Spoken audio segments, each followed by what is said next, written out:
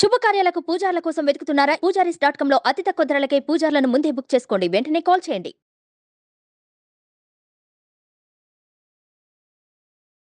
ఓం శ్రీ గురుభ్యో నమః. శ్రీ మహాగణాధిపతయే నమః. శ్రీమాత్రే నమః. కర్కటే పూర్వ ఫల్గుణ్యాం తులసీకాననోద్భవాం పాండ్యే విశ్వంభరాం గోదాం వందే శ్రీరంగనాయకీం. నీళాతుంగస్తనగిరితటీ సుప్తముద్బోధ్య కృష్ణం పారార్ధ్యం స్వం శృతిశతశిరసిద్ధమధ్యాపయంతి స్వోచ్ఛిష్టాయాం సృజినిగళితం యా బలాత్కృత్య భుంక్తే గోదా తస్యై నమ ఇదమిదం భూయ ఏవాస్తు భూయః. శ్రీ భూనీల సమేత గోదా రంగనాథ స్వామినే నమః. அம்பரமே தண்ணீரே சோழே அறம் செய்யும் எம்பெருமான் நந்தகோபாலா எழுந்திராய் கொம்பனார்க்கெல்லாம் கொழுந்தே குலவிளக்கே எம்பெருமாட்டி யசோதாய் அயுராய் அம்பரமாழருத்தோங்கி உலகளந்த உம்பர்கோமானே உறங்கதெழுந்திராய் செம்போர்களலடி செல்வா பலதேவா உம்பியும் నీయుమురంగేలోరెంబావాయ్. గోదాదేవి 17వ నాటి ఉదయం అంటే సూర్యోదయానికన్నా చాలా ముందుగానే స్నానాధికములు నిర్వర్తించి ఆలయానికి వెడుతూ చెల్లుతో కలిసి, ఇక్కడ ఆలయం అంటే నందగోపాలుని ఇల్లు, నందగోపుని భవనం. ఆ భవనానికి వెళ్ళి ముందు పాసురంలో భవన పాలకుణ్ణి ప్రార్థించింది. నువ్వే తలుపులు తెరచి మమ్మల్ని లోపలికి ప్రవేశింపచేయి అని. ఇక్కడ లోపలికి ప్రవేశించాక ఎవరెవరు అనుమతి తీసుకోవాలి? వాళ్ళందరూ అనుమతి తీసుకునేటటువంటి పని చేస్తోంది. అంబరమే తన్నీరే షోరే అంటే వస్త్రాలు కావలసిన వారికి వస్త్రాలు, మంచినీళ్ళు కావలసిన వాళ్ళకి మంచినీళ్ళు, అన్నం కావలసిన వాళ్ళకి అన్నం, ఏది కూడా నాకు ప్రతిఫలంగా కావాలి అని కోరుకోకుండా ధర్మబుద్ధితో దానం చేసేటటువంటి నందగోపాల అంది. నందుడిని కీర్తిస్తోంది. ఒక నాయకుడైన వాడు, యజమాని అయినటువంటి వాడు ఎట్లా ఉండాలి అంటే, తన కింద పనిచేసేటటువంటి వారికి, తనను అనుసరించేటటువంటి వారికి ఎటువంటి ఇబ్బంది కలగకుండా వాళ్ళకు కావాల్సినవన్నీ అందుబాటులోకి తెస్తూ ఉండాలి. నందుడు ఆ వ్రజానికంతా నాయకుడు గనక వ్రజంలో ఉన్నటువంటి వారందరికీ ఏం కావాలంటే ఇది సమృద్ధిగా ఇచ్చేవాడు. అంటే వస్త్రాలు కావాలి ఇచ్చేవాడు, నీరు కావాలి అందుబాటులో తెచ్చేవాడు, అన్నం ఆహారం కావాలి ఇచ్చేవాడు. ఇలా ఏదైనా మళ్ళీ వీళ్ళు నాకేమిస్తారు, వీళ్ళ వల్ల నాకేం ఫలితం ఉంటుంది అని ఆలోచించకుండా ధర్మబుద్ధితో దానం చేసేటటువంటి నందగోపాల మా నాయక. మరి వీరు కూడా నందవ్రజంలో ఉన్నప్పుడు ఆ నందుని యొక్క నాయకత్వం కింద ఉన్నట్టే కదా. మాకు నందగోపాల మా స్వామి మేలుకో. తలుపులు తెరుచుకుని లోపలికి వచ్చారు, ఇంకొకళ్ళని నిద్ర లేపుతున్నారు. ఇక యశోదని చెప్తున్నారు, ప్రబ్బలి చెట్లల్లాగా సుకుమారమైన శరీరాలు కలిగిన స్త్రీలలో చిగురు లాంటిదే. ప్రబ్బలి చెట్లు చాలా సుకుమారంగా ఉంటాయండి, ఎత్తుగా కూడా ఎదగవు.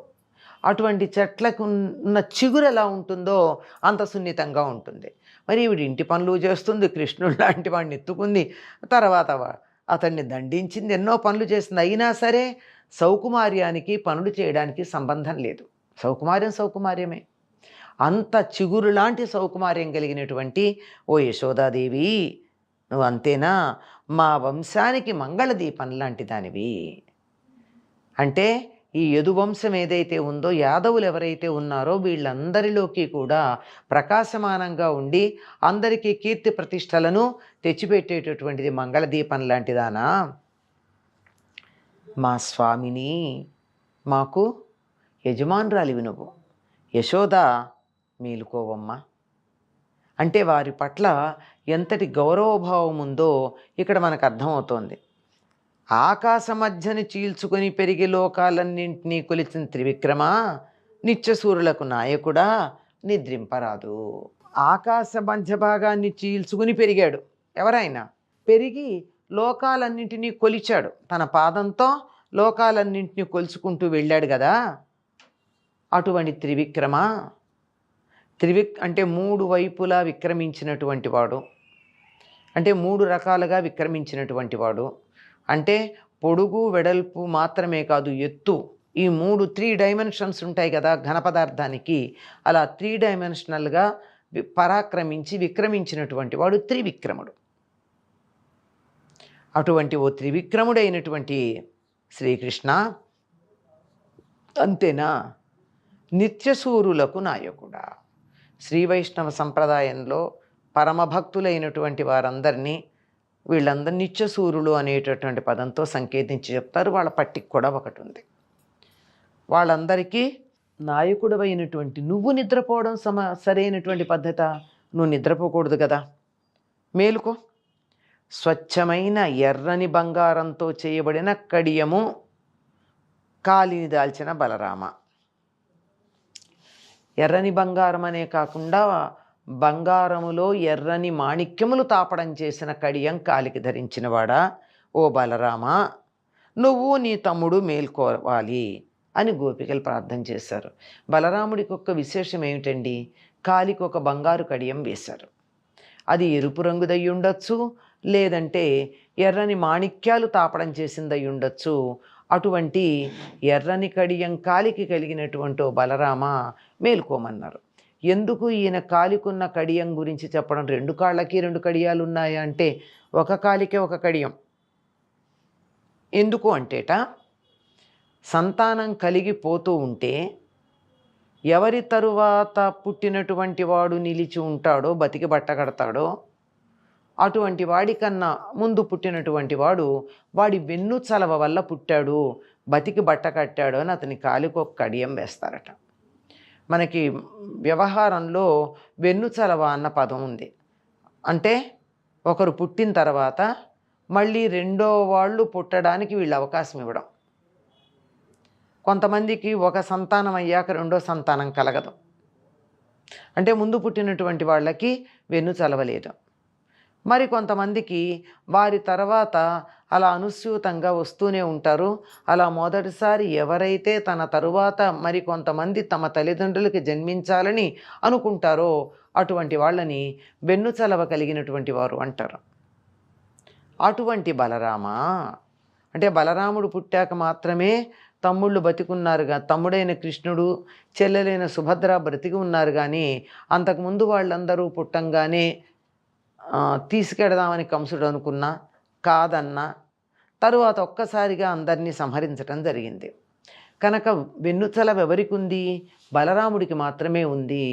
అలాంటి వెన్నుచలవ ఉంది అని చెప్పడానికి సంకేతంగా కాలికి మాణిక్యాలు తాపడం చేసినటువంటి కడియం వేస్తారు. అంటే నీ తమ్ముడు బతికి బట్ట కట్టడానికి కారణమై అతడి సంరక్షకుడవై ఉన్నటువంటి ఓ బలరామా, నువ్వు నీ తమ్ముడితో కలిసి మేలుకోవయ్యా అని గోపికలు ప్రార్థన చేశారట. అంటే ఇక్కడ ఎవరెవరిని లేపుతున్నారు? నిద్ర లేపుతున్నారు నందుణ్ణి. వాళ్ళందరికీ ఎవరికి ఏది కావాలంటే అది అన్నీ ఇవ్వగలిగినటువంటి నాయకత్వ లక్షణాలు కలిగిన నందుణ్ణి, సుకుమారి అయి తమ వంశానికి కీర్తి ప్రతిష్టలు తెచ్చిన దీపంలాగా ఉన్నటువంటి మంగళదీపంలాగా ఉన్న యశోదని, తమ్ముడు బతకడానికి కారణమైన వెన్నుచలవ కలిగినటువంటి బలరాముణ్ణి, అంతేకాకుండా లోకాలన్నింటినీ కొలిచినటువంటి వామనమూర్తి అయినటువంటి కృష్ణుణ్ణి అందరినీ నిద్ర లేపుతున్నారు. మీరందరూ మేల్కొనండి, ఉషస్సు వచ్చింది అని గోపికలు ప్రార్థిస్తూ ఉన్నారు. స్వచ్చిష్టమాలికా బంధగంధబంధురజిష్ణవే విష్ణుచిత్తతనూజాయై గోదాయై నిత్యమంగళం. స్వస్తి.